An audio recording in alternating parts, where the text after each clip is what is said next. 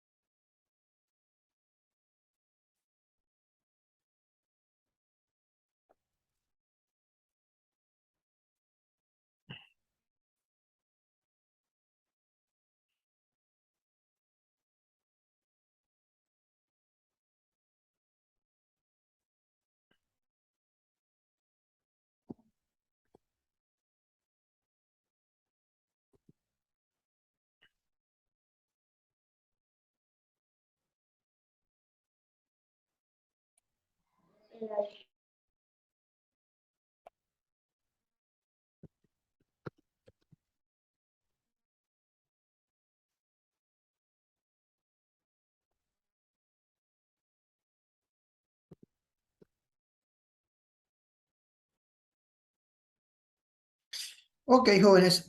A ver, en la anterior clase estábamos viendo la solución del caso de estudio, ¿no? El primer ejercicio. A ver, ustedes lo resolvieron si no me equivoco, ¿no? El formulario 200 y 400. En realidad no lo hicieron todo, ¿sí?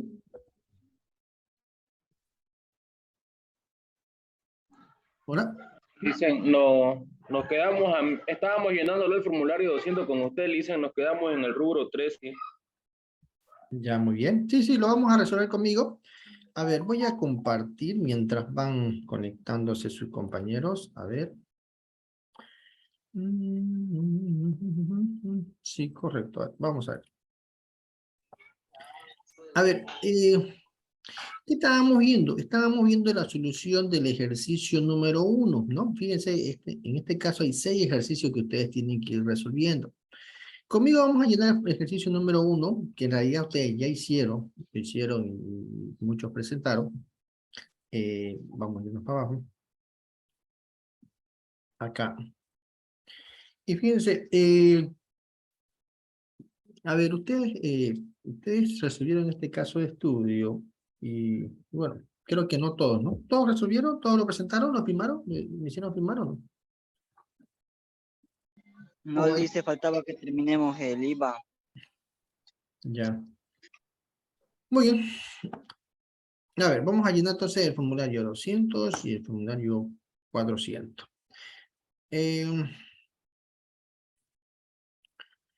A ver, a ver, a ver, a ver, a ver, a ver. Ya. Voy a dejar de compartir y vamos a hacer lo siguiente. A ver, esta es la página 2, 3, 4. A ver, voy a abrir voy a abrir el archivito del formulario 200, ¿no? Que estábamos llenando. Estábamos llenando, sí, lo estábamos llenando con ustedes acá. A ver, abrir con...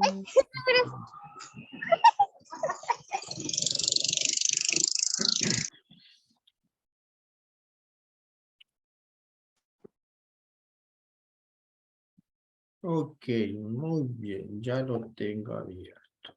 El archivito. A ver, lo voy a compartir, ¿ya?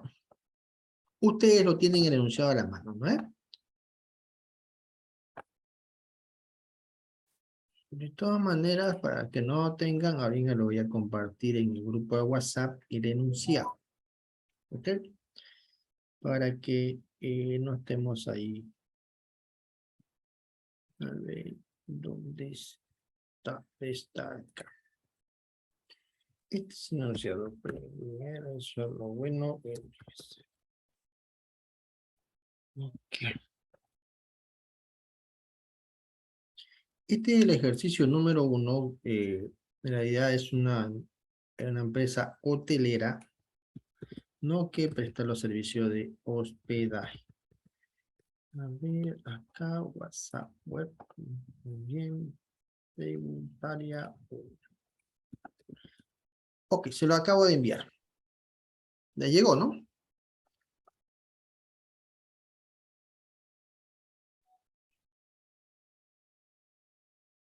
Sí, dice, ya llegó.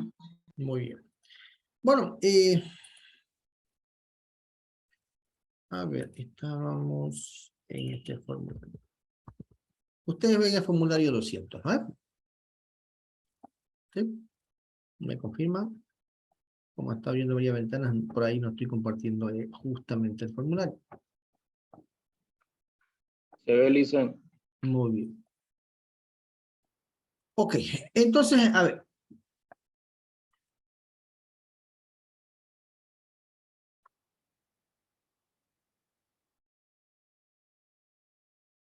Ya. A ver, llenamos los datos de cabecera, es decir, ¿no? El nombre, apellido, razón social, en este caso, Clotilde Zambrana, el número de NIC, el periodo de que corresponde, en este caso, la declaración jurada, que sería de agosto de 2016, y lógicamente es una declaración original, ¿ya? En los datos del inciso B, acá, que se llama datos básicos de declaración jurada rectificatoria, bueno, no corresponde llenarlo en este caso, ya que no corresponde a una rectificación de este formulario. Es decir, es una declaración jurada, el primer formulario que se estaría declarando por este periodo fiscal. En lo que es el inciso C, determinación del saldo definitivo a favor del fisco, ¿no? O del contribuyente. Entramos primero a lo que es el rubro 1, determinación del débito fiscal. Tomen en cuenta que este es el formulario 200 en su versión 5, es la última versión, por si acaso lo ven, ¿no?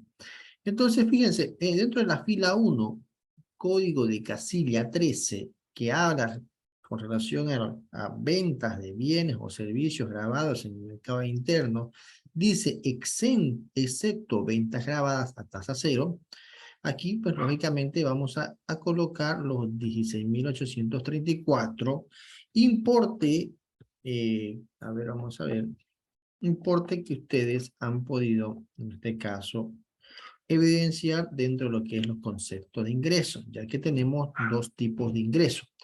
Un ingreso por hospedaje nacional y un ingreso por turistas extranjeros.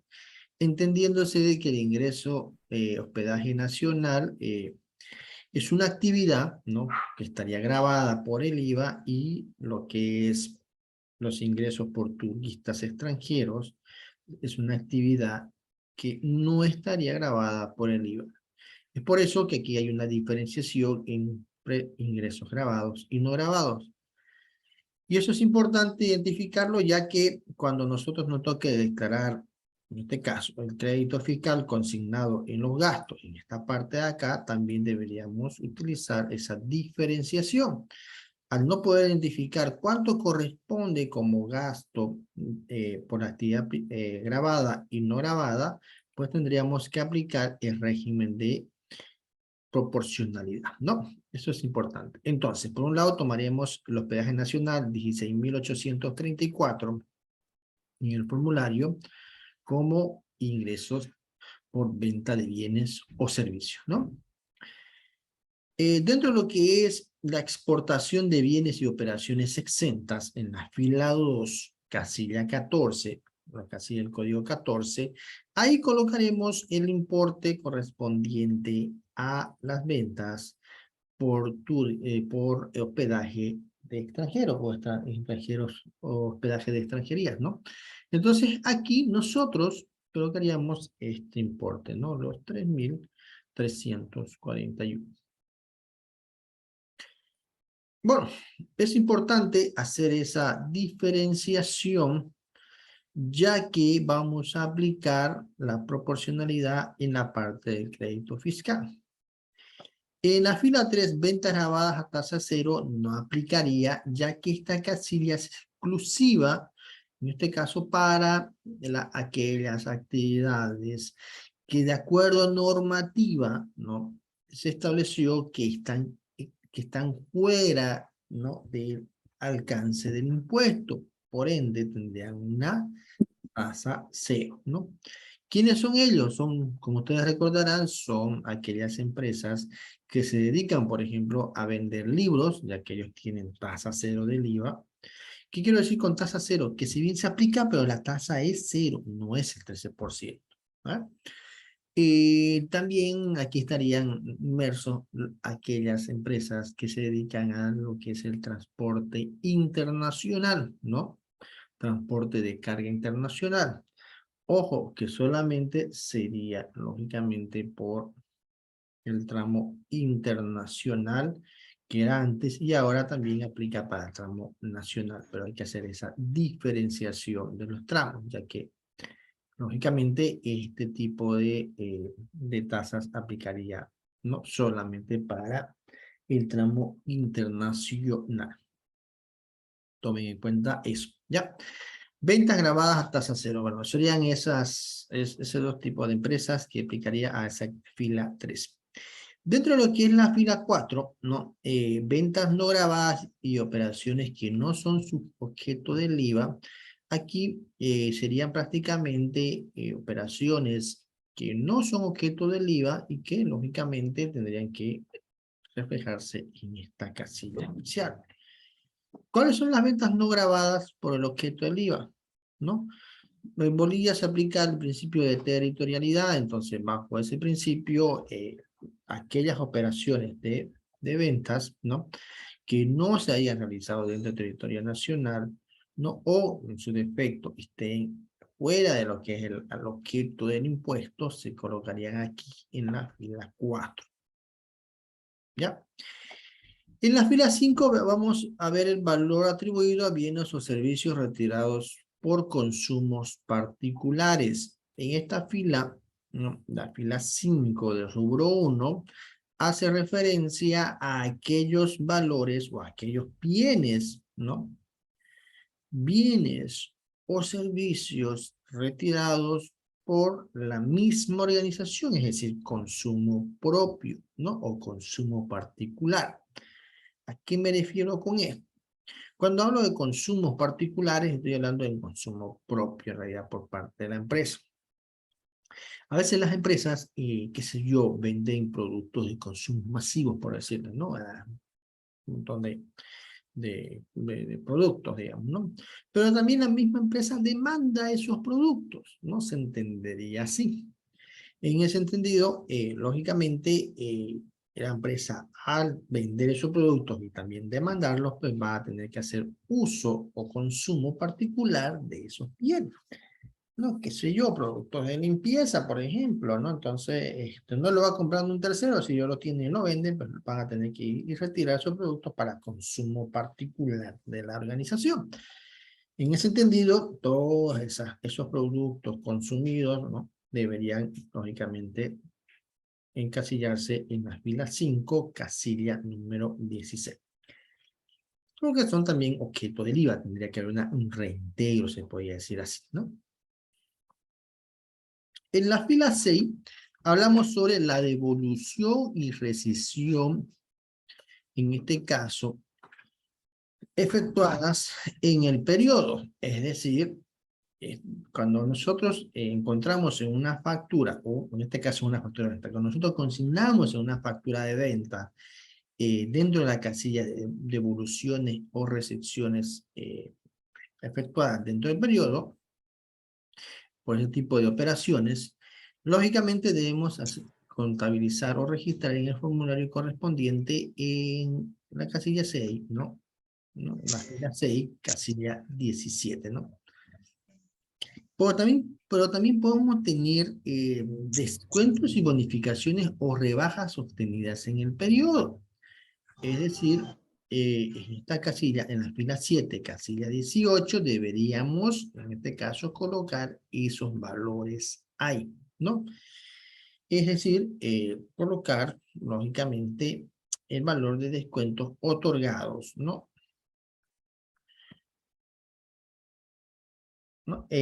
O en su defecto, descuentos y demás, no digo otorgados, sino obtenidos, es decir, aquellos descuentos que nosotros hemos obtenido producto de compras productos, ya que hay que tomar en cuenta que las devoluciones y descuentos, más que todo, en realidad, miento, los descuentos y bonificaciones, esta fila 7, es exclusiva para aquellos descuentos en los que se ve justamente en las facturas de compra, ya que contablemente una devolución, ¿no? O un descuento en compras genera un débito fiscal, ¿no? En compras.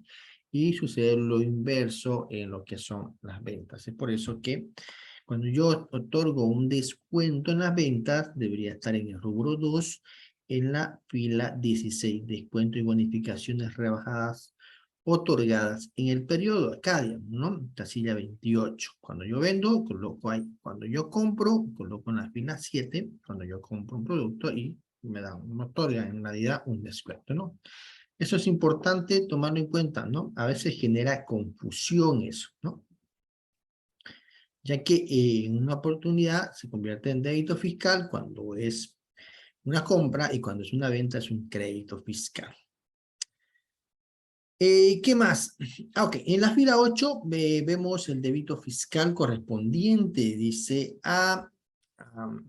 en este caso, a la sumatoria. Aquí tenemos una fórmula, dice la sumatoria de la casilla 13, 16, 17, 18, y a esa sumatoria aplíquele la alícuota correspondiente a este impuesto, que sería el 13%. En el caso nuestro, solamente tenemos datos en la casilla 13, esta de acá, ¿no? A ver. Acá, en la casilla 13. Vamos a ver, selección. Acá, en esta casilla 13. Ya que la casilla 16, esta casilla de acá es 0, la casilla 17 también es 0, y la casilla 18 igual es 0. Entonces, solamente sumaríamos 13 más 0, o 16.834 más 0, más 0, más 0, más 0. Sería 16.834. A ese valor le aplicamos una alícuota. Es decir, a ver, voy a habilitar mi calculadora. Me imagino que ustedes no la están viendo. Me voy otra vez aquí. Ahora sí me imagino que ven la calculadora y digo 16.834, que es la venta de bienes o servicios por actividades grabadas, por la alícuota del impuesto 13%, estaríamos obteniendo un valor de 2.188.42 bolivianos. Entendiéndose de que estos 0.42 ¿no? No llegan a ser 5 y por ende bajo el principio de redondeo ¿no? Se mantendría en 2.188, que es el valor, voy a dejar, me voy al formulario, que es el valor que voy a consignar en la fila 8, casilla 39, 2.138, ¿sí? En la casilla 9, que es débito actualizado correspondiente a reintegros, bueno, en este caso no aplicaría, no aplica en este tema de reintegros, y aquí no tenemos una operación de reintegros. Pero, ¿qué es reintegro? ¿No? Porque, bueno, muchas veces hablamos de reintegro, hay una casilla especial para reintegro, pero ¿qué es un reintegro? Lo que pasa es que a veces las empresas, ¿no? Ustedes saben que el impuesto IVA, en realidad, el principio del impuesto agregado es que se entendería que cuando hay un crédito fiscal, viene que haber la contraparte que se denominaría débito fiscal. ¿Por qué? Porque alguien compra un producto para después venderlo como intermediario, se podría decir así. Por ejemplo, si yo vendo celulares, yo no fabrico los celulares, yo compro los celulares en precio por mayor, recibo una nota fiscal de compra, es decir, genera un crédito fiscal, y al momento de vender, emito una nota fiscal de ventas y en ese momento genero el débito fiscal. Y la diferencia entre el débito fiscal y crédito fiscal no se denomina ese valor agregado, que sería el margen de contribución, el margen de contribución en realidad, ¿no? Que espera en este caso obtener como ganancia el comerciante, se podría decir, a la empresa. Y sobre ese valor se aplicaría lógicamente la alícuota del IVA para lo que es el correspondiente pago del mismo. O sea, ese es el principio, por eso se llama valor agregado. Como lo que vimos en la clase anterior, que el IVA es un impuesto regresivo, ¿no? ¿Sí? ¿No? Entonces, a ver, en este caso, pueden existir transacciones en la cual no se pueda cumplir ese principio, se podría decir así. Por ejemplo, yo soy una empresa que se dedica a fabricar, qué sé yo, prendas de vestir, ¿no? Que vende al por mayor. Fabrica una empresa textilera que fabrica prendas de vestir. Y cada cierto año, especialmente para Navidad, yo lo que hago es donar una parte de los productos que yo fabrico, qué sé yo, a una entidad que legalmente está autorizada para recibir donaciones. Es importante, ¿no? Para que sea deducible para el igual. Entonces, cuando sucede esa situación y al momento de donar, muchas veces, bueno, en la mayoría de los casos, y por ser una donación, no se emite una nota fiscal, ¿no? Es decir, que la mesa quedaría coja, ¿no? Es decir, tengo el crédito fiscal por una parte por la compra de los materiales y insumos para fabricar esa prenda de vestir, ¿no?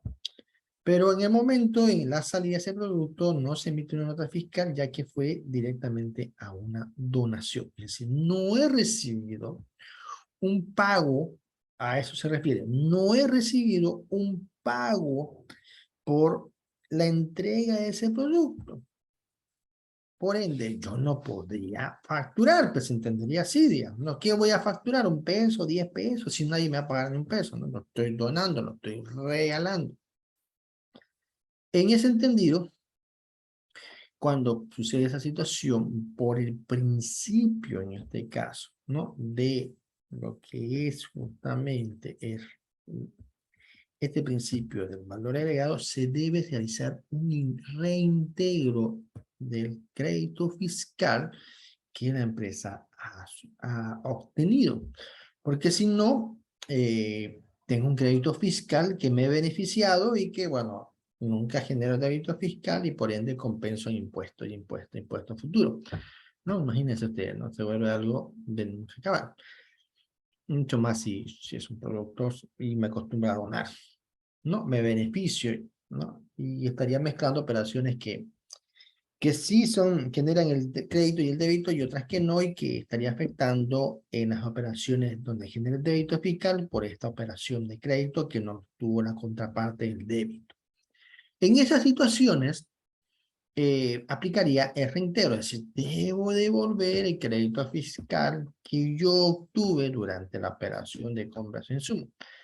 En esa situación yo aplico en la casilla 9, no, en la fila 9, casilla 55, el valor de ese reintegro. Me quise detener un poquito más en esta conceptualización de reintegros porque hay muchas personas que bien ahora reintegro, pero no hay una conceptualización clara a qué se refiere, ¿no?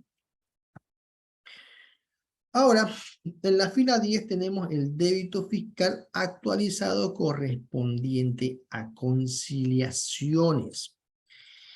Esto es nuevo, ya que el sistema de facturación actual habla y creó, lógicamente, unos documentos fiscales denominados notas de conciliación, notas de conciliación.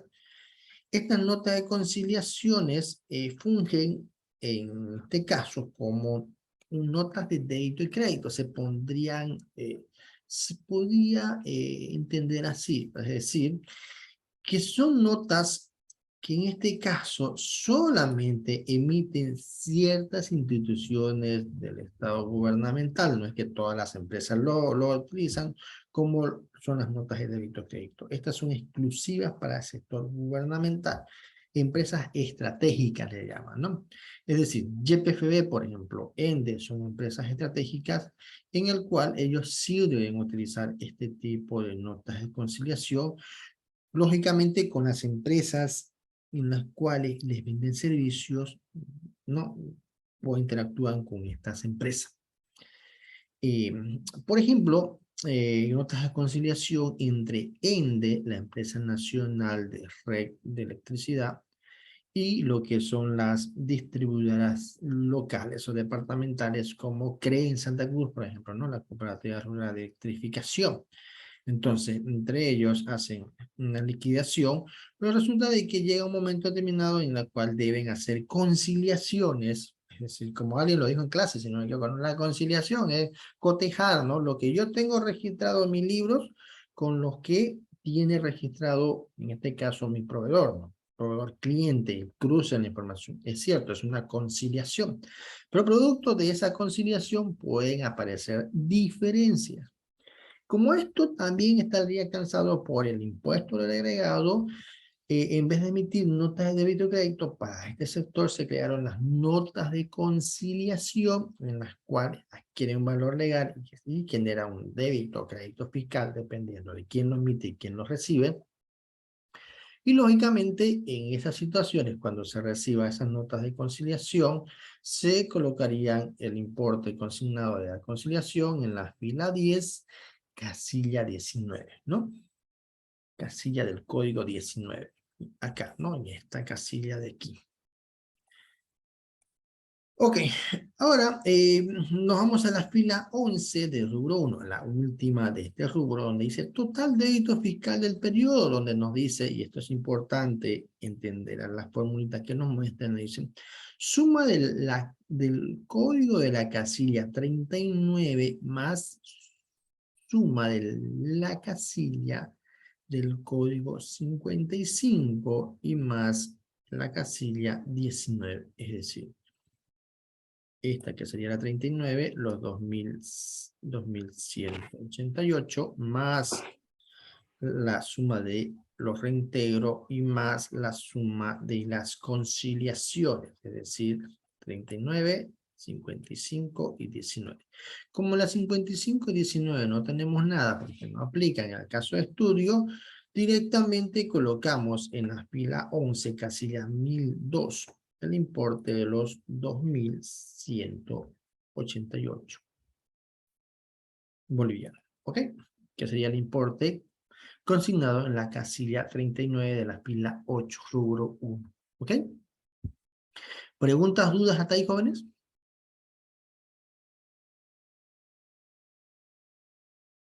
¿O todo clarísimo? Ya están todos, creo, ¿no? ¿Sí? Sí, Lisen. Lisen, una pregunta. Sí, la escucho. Buenas tardes. Esa parte me lo estaba diciendo. ¿A qué se refiere con el que estaba diciendo correspondiente a reintegros? Esa parte no entendí muy bien. ¿Me podría volver a explicar? Claro. Lo que es la casilla número 9. Ok, la fila número 9. Ya, los reintegros. A ver, vamos a abrir un libro de Excel para ser un poquito más claros. Es importante. A ver, aquí, archivo nuevo. Porque yo creo que es mejor, bueno, nos queda 10 minutos, dice, bueno, todavía tenemos tiempo. Porque esto es importante, ya que hay muchas personas, bueno, muchos colegas yo he visto que hablan de reintegro, bueno, puede ser que le entienda, pero bueno, a veces las personas no le entienden. Y bueno, es importante. ¿Qué es un reintegro? El reintegro es, lógicamente, reintegrar, devolver algo, ¿no? En realidad eso quiere decir, ¿no? Devolver, reintegrar, ¿no? A ver, yo te debo, qué sé yo, 20 pesos, tú me das, tomas 30 o tomas 50, ok, entonces la diferencia sería en cuánto, 30, ¿no? Entonces aquí el reintegro sería los 30 y se acabó, se entendería así.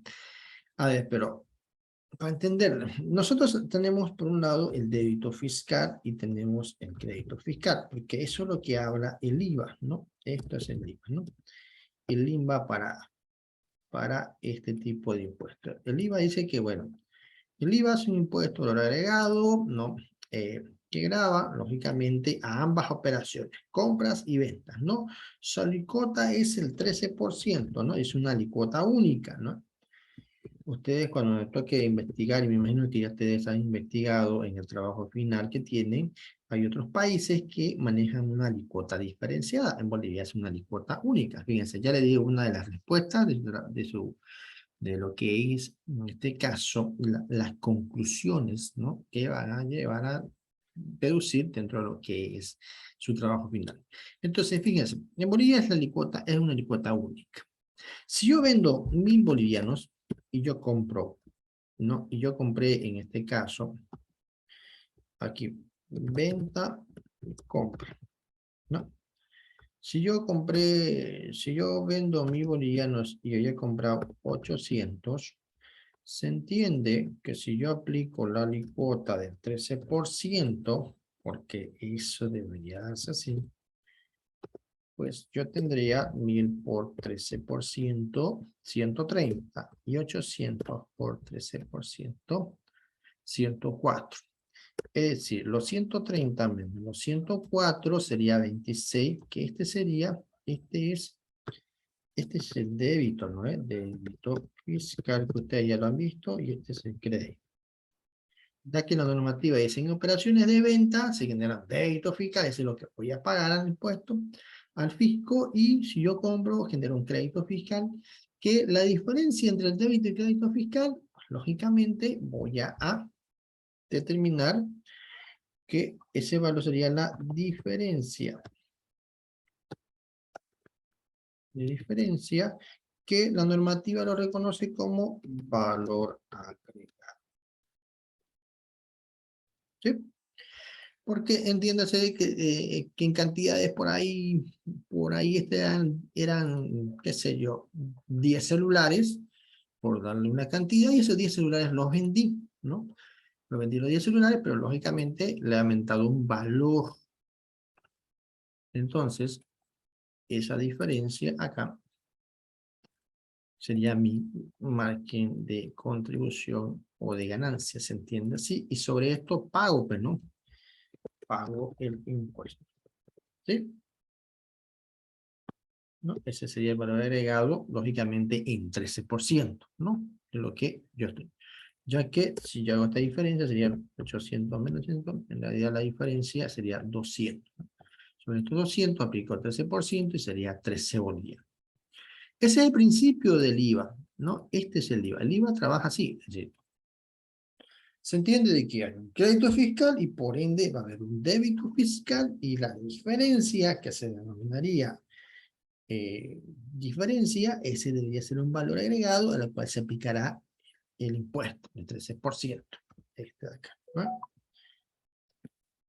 Esa es la definición doctrinal incluso del IVA, ¿no? ¿Por qué? Porque se entiende de que el IVA aplica o grava, hace valor agregado. Muy bien, pero ¿qué pasa cuando yo hago una donación? Donación. Fíjense, en una donación yo compro, ¿no? Compro, qué sé yo, puede ser ya, puedo comprar algo, producto. Y a ver, ¿qué puedo donar?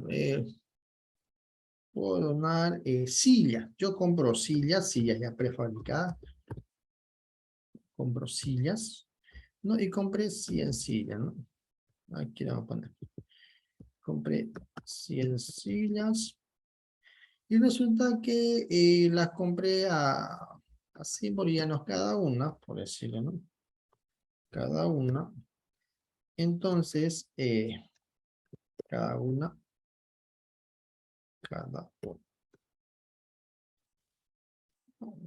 Ok, entonces se entendería que el total de la compra sería 100 por 100, pero no son 100 sillas, 100 pesos, son 10.000 bolivianos, ¿no? Ese es el valor de mi compra, es decir, yo he agarrado y aquí he generado un crédito fiscal, ¿no? Por esa compra, ¿de cuánto? De 10.000 por el 13%, porque me dieron factura, y 1.300 bolivianos, me hago entender ahí, ¿no? Compré 100 sillas, cada una 100 bolivianos, pagué 10.000, ¿no? Y me dieron una nota fiscal, aplico 13% de esos 10.000, 1.300 es el crédito fiscal de esa factura.